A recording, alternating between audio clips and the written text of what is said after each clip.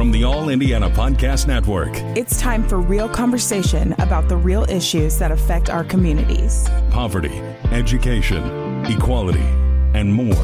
This is Real Talk. Real Talk with Reverend Charles Harrison. Welcome to Real Talk on the All Indiana Podcast Network. I'm Reverend Charles Harrison. On this episode today, we're going to talk about the state of Black America. How far has Black America advanced in the last 40 or 50 years in this country? Or has Black America stayed stagnant? Or have there been areas that we have regressed?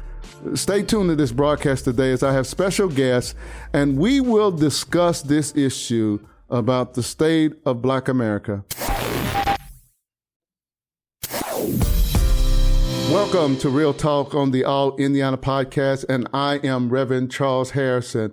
It is so good to be here today, and I have a very hot topic that I have really been talking about, with some people lately, and I want to bring it into the podcast in the studio and have a conversation about the state of Black America, where we are in 2024.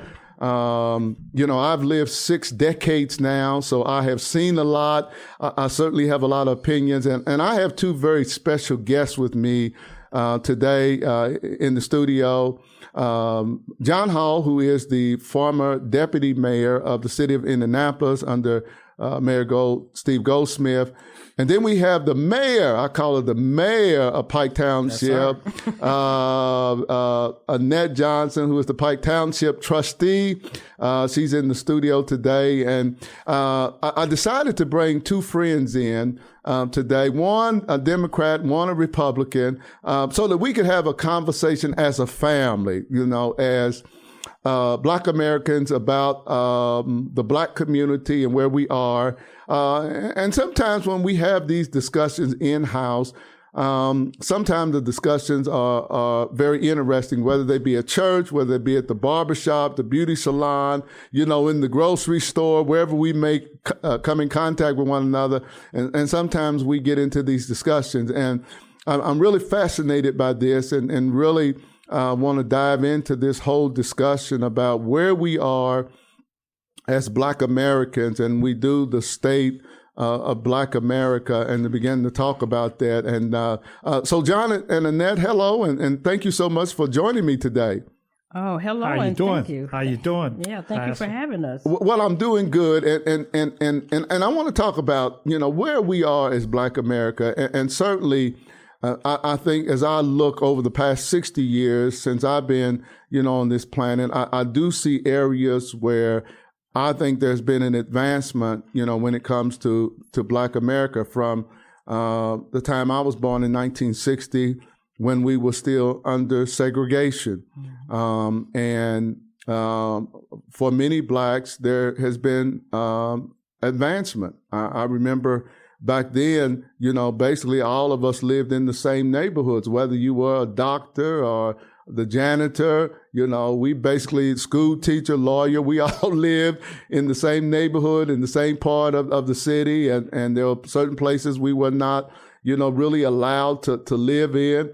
My mother, when she was in high school for part of it, they were in a segregated high school. I think this was the second half of her high school years is when they started integrating, in Jeffersonville. So let's kind of talk about this and your perspective, and then we'll really get into a deep discussion.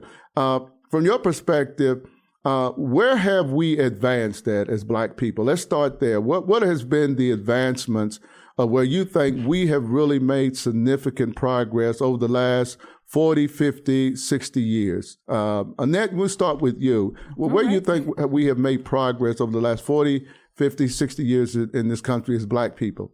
I think, being in the field of education, which is really my first love, of course, now I'm in the political field, I would have to say education. I've seen a huge, I would say, increase of African Americans graduating from college, getting college degrees, going on to have some really good careers. So to me, education is where we have really advanced, in my mindset. Okay, John, what about you?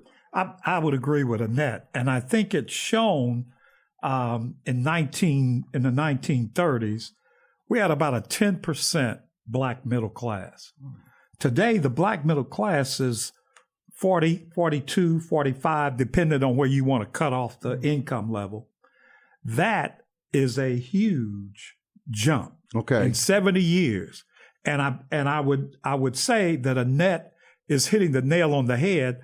Education, getting skilled up, has moved the black community to that middle class, and that is a huge jump. So you both see that education, and particularly education, has moved the black community from lower class to middle class, and we see it in a lot of ways. So was it the emphasis on education in the black community? What were the things that were being done, particularly, in the 1960s and 70s and during the civil rights era, that kind of helped move black folk really into focusing more on education? Because I would say that was true for me, because I think education became something that my parents and my grandparents was pushing in the household.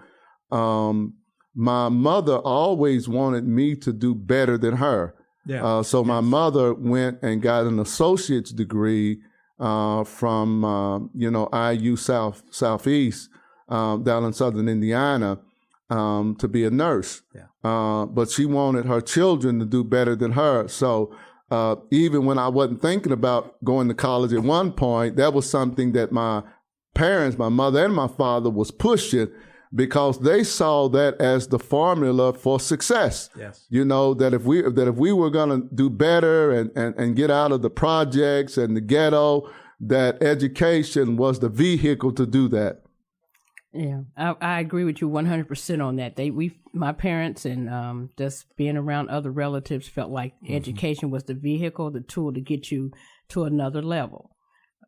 They had lived in the poverty and taking care of 5, 6, 7, 8, 9 kids, understood that, if you're going to get somewhere. Now, my mom would always say, I'm not saying you're going to have it just wonderful. A house, car, this, that, but you will. She said, once you get that education, that's something they can't take away from you. And so that's why she would push the education piece on us. Good point. Yeah, that is so true, because, once you got there, once I got to college, then, the push was to go to graduate school and get the master's degree. And then mama was pushing after the master's degree. Well, you need to go get your PhD. It was just, just get the highest level of degree that you can get. Well, when we talk about that, though, some will argue that the masses, though, have not learned the formula. That even though there is a percentage of us Black Americans who did pursue our education and got our college degrees, master's degrees, PhDs, the masses, some would say, have not achieved an education. I would say I would like to add on to education. Okay. President Johnson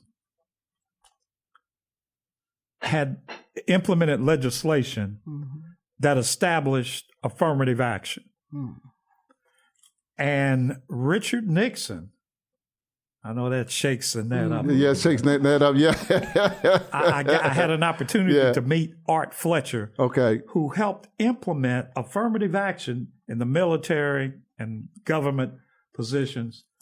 Affirmative action, in my opinion, with the base being education, moved the train forward.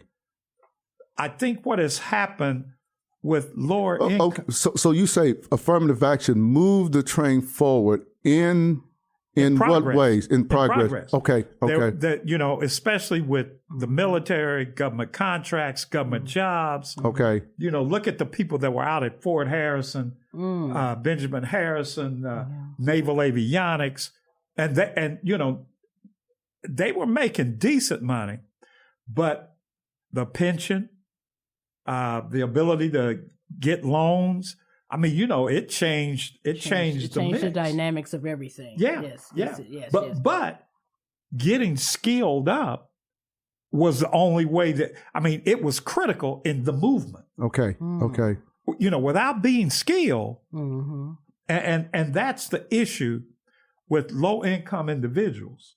Yes. If your schools aren't preparing you, what we're talking today, Right.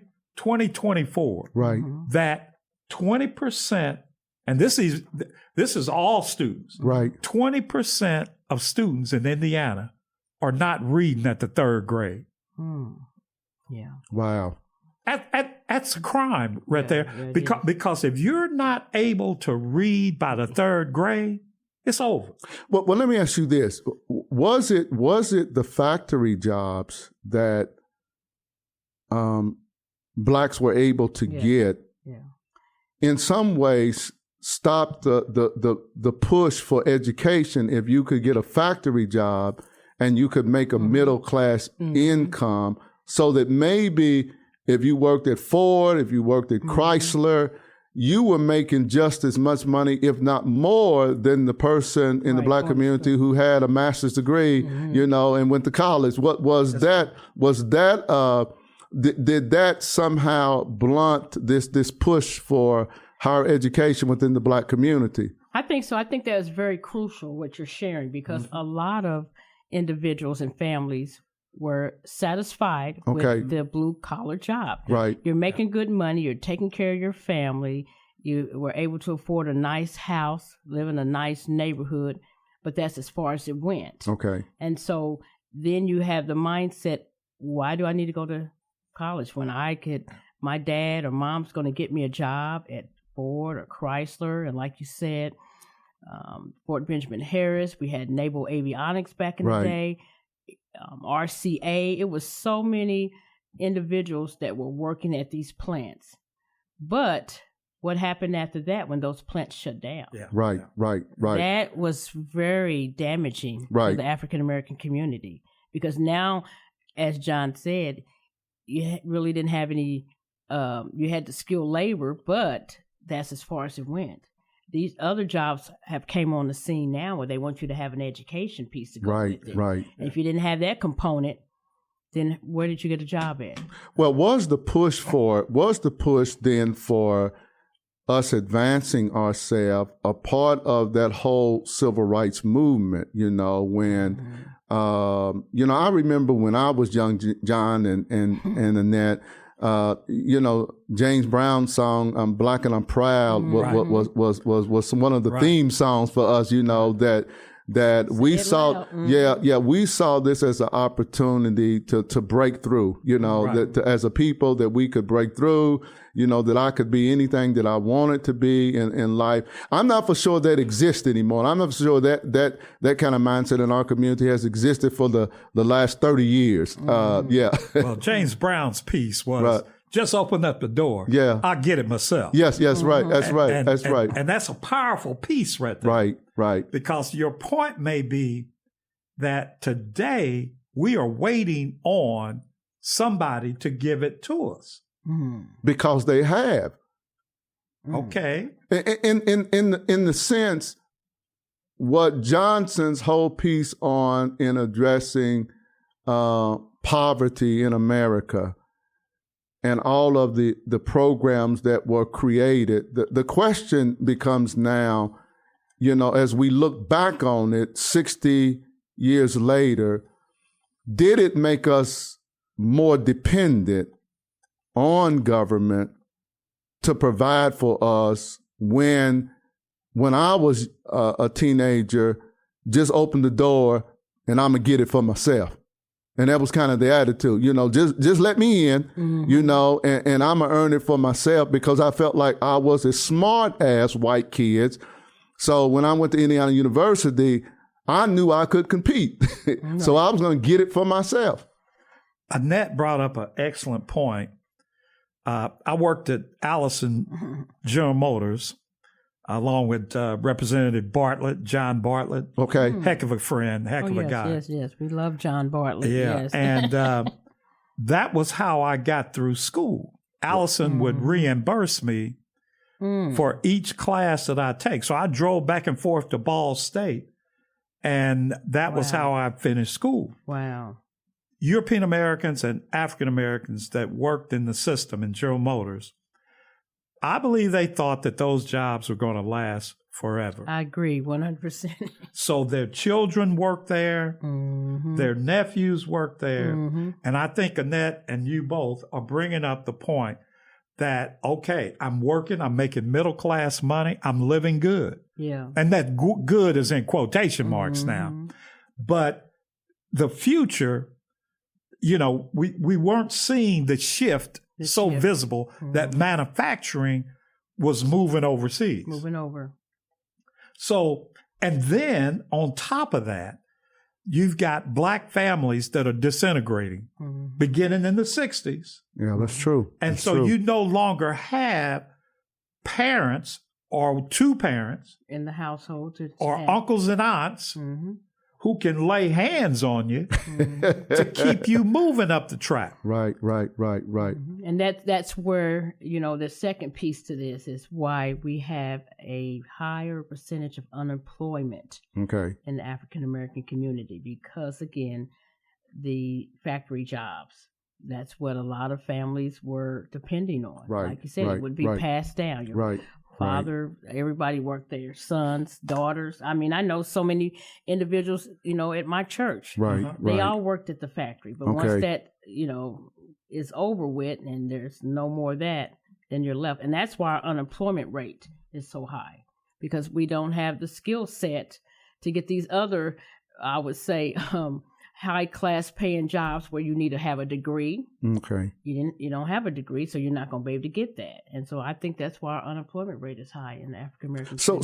So when did that change? As factory jobs, you know, were beginning to move overseas, we didn't make the adjustment as Black America in knowing where we had to skill ourselves up to still be able to live that middle class lifestyle and make that middle class income. Yeah, I think it's both European Americans and African Americans, Okay. because there was legislation that if your job was taken by a foreign country, then you got some money. Now, with this money, you were supposed to go and get skilled. Get the skill set. You know, need. get trained up for a new job. Okay. I knew a lot of folks, they'd get 8, 10, 12,000. But going over to Ivy Tech or Lincoln Tech, Right. that wasn't, you know, that wasn't it. I mean, I'm paying my bills. I might be 50 years old or 45. I'm not thinking about going to school. back to school. And that's why Martin University came into play. Okay. That foundational piece is put in place, because So what was it for? To help out with that?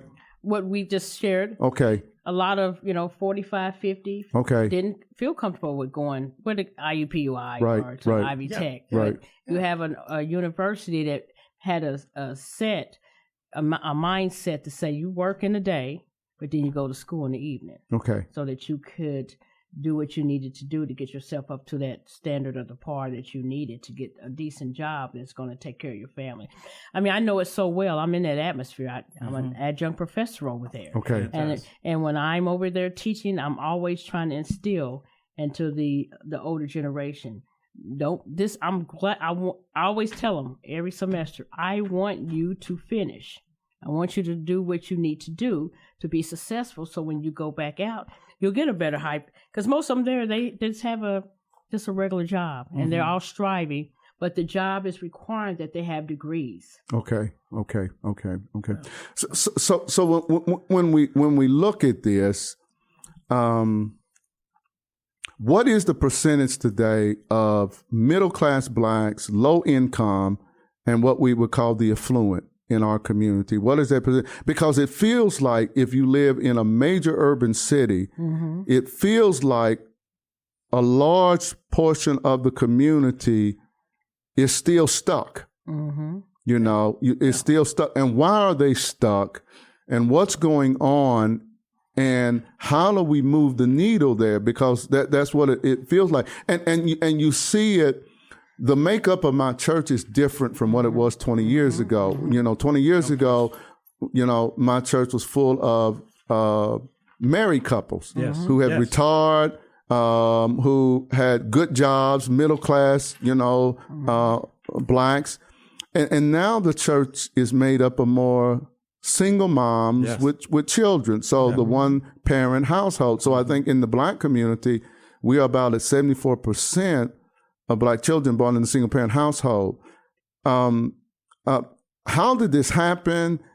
And what is the solution to it? Because it just feels like when you drive around Indianapolis, Cleveland, Louisville, Columbus, Washington, D.C., this large segment of our community in the urban core doesn't feel like it has progressed. Well, I think what has happened there is we have a lot of social, I would say, entities that have people brainwashed that they have to have all the wonderful things. And so you have households and parents that are working, both are working. 2 jobs. Nobody works 1 job anymore. So if you're not working if you're working 2 jobs, who's home with the kids to raise the kids, to give them the foundation and the core principles that they need, character, respect? That's not happening anymore because they leave it up to the school, the teachers. And they only can do so much within 6.5 hours a day. Right. If I only have your child 6.5 hours a day and you have them the rest of 24 hours in a day, how can I make up it? You have your child 18 hours. I have them 6.5. And so I just feel like, with the social media, everything's out here. Everybody got to have the best. Okay. And parents are working 2 jobs, gone all day. And so who is at home nurturing the kid? But are enough Excellent point. But are enough of our kids in that kind of environment? It would seem like to me that we have too many kids where mom is trying to make it and she's trying to provide for her kids and maybe mom is working 2 jobs because there's only her income there in too many homes. It's not for everybody, but I think the percentage of single-parent households in our community is higher than any other race. It is. And I see it in my church. I see it in my church. Yeah. Moms are doing their best, but they're struggling unless they have a very good job in order to provide for their children. So what Annette is saying is true. So a lot of them spend a lot of time just trying to provide for the family, and sometimes no one is there to raise those kids, which was different for me growing up because there was always my grandparents on both sides. So one of my grandparents on one, either my father's side or mother's side, had us. So I wasn't running free and wild. And you and Annette are talking about the difference. Right. There is a universal formula for success. Okay. It's not white, black, green, blue. If you don't do 4 or 5 steps, you're going to be stuck. Okay. So with the disintegration of the black family, there are too many fathers that aren't engaged. Yeah. Either economically helping or socially working with their children. Okay. There are fathers that I know that even though they're apart, they work with those kids. That makes a difference. Right. So if you're not working the formula, getting skilled up, and then once you get skilled up, finding you a partner that's skilled up, and then investing in housing, some way that you can increase your wealth. Right. It's not Einstein. It's not calculus. However, when you have a family that's broken, when you don't have grandparents, when you got parents working 2 jobs to keep, stay above water, then that next generation is going to miss a whole lot. You'll miss a whole lot. And then let me throw this in real quick. Okay.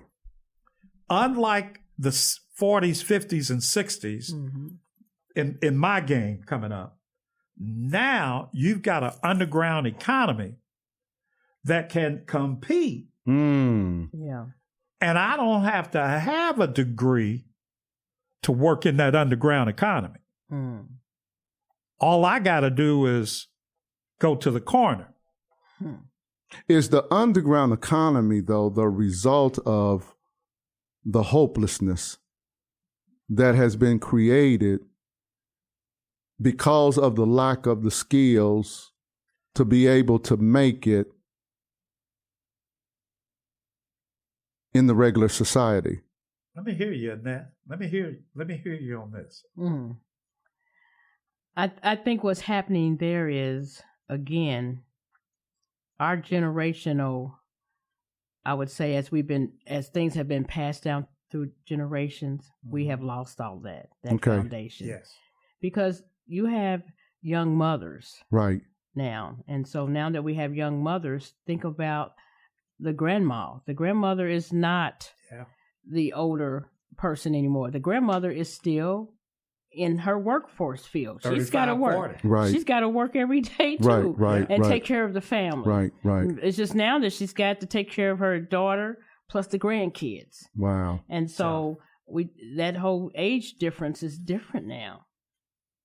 I just think it's just an uphill battle, and I think society has somehow put in the mindset of men to let the woman take care of everything. Mm-hmm. And so the men are just, pretty much taxed not to do much.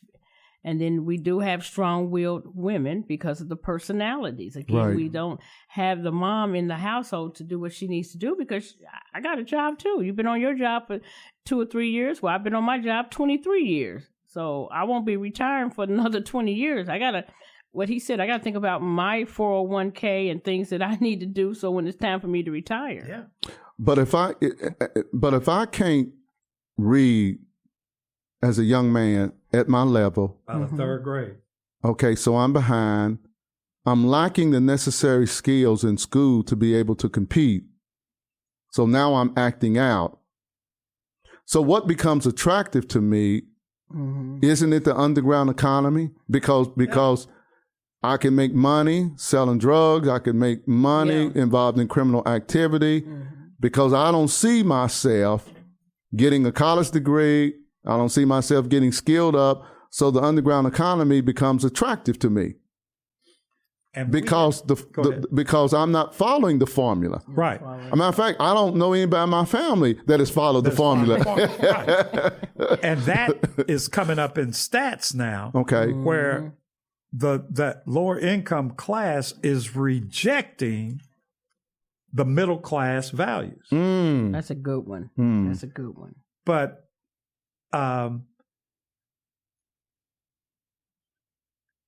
the underground economy has existed in America for the Italians, Polish, the Irish. That has always been a key. I don't think, and so, we see movies about them, Godfather. Right.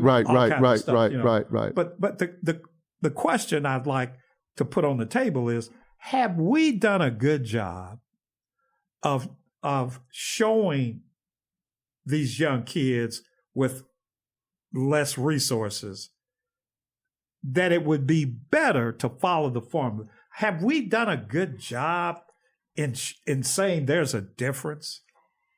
I'm gonna have to say yes, because we have so many programs, youth programs. I mean, every week or month or year you see another program.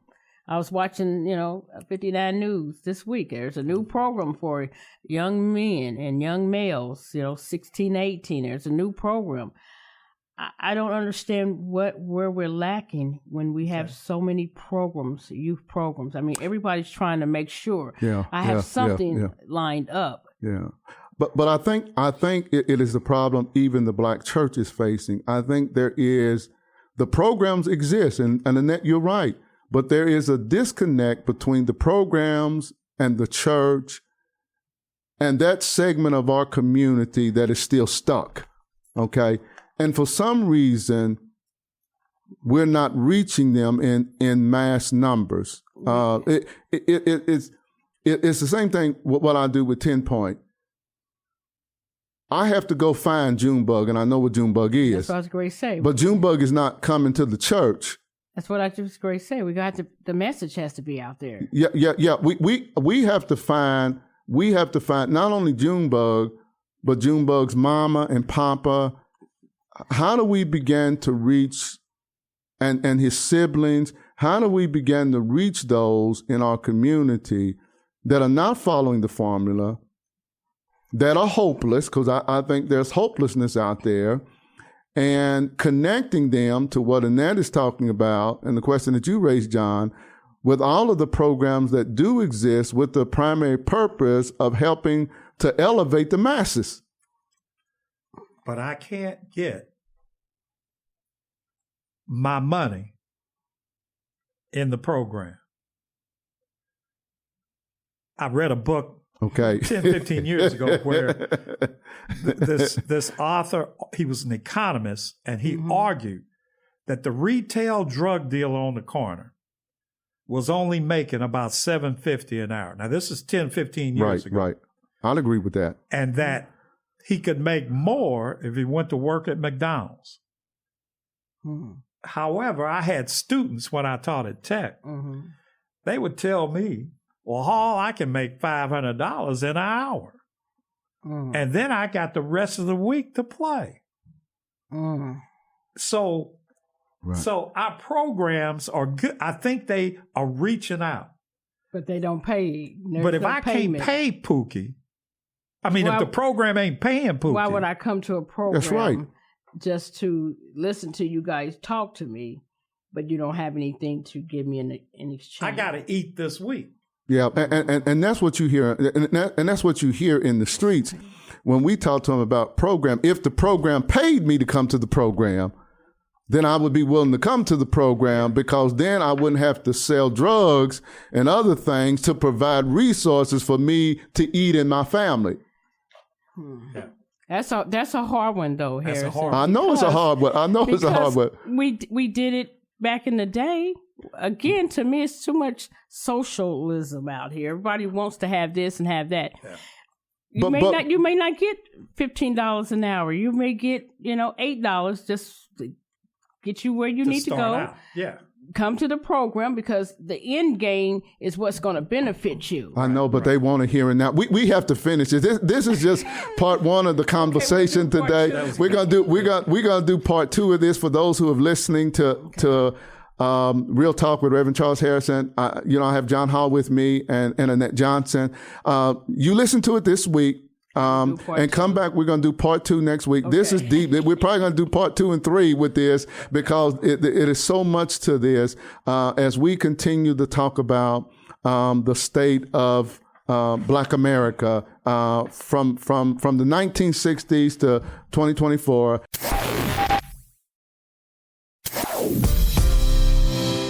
I want to thank Annette Johnson and John Hall for being with me today in this conversation about the state of Black America, part 1. And thank you so much for joining me today on Real Talk as we deal with the real issues that affect our communities here in Indianapolis and across the country.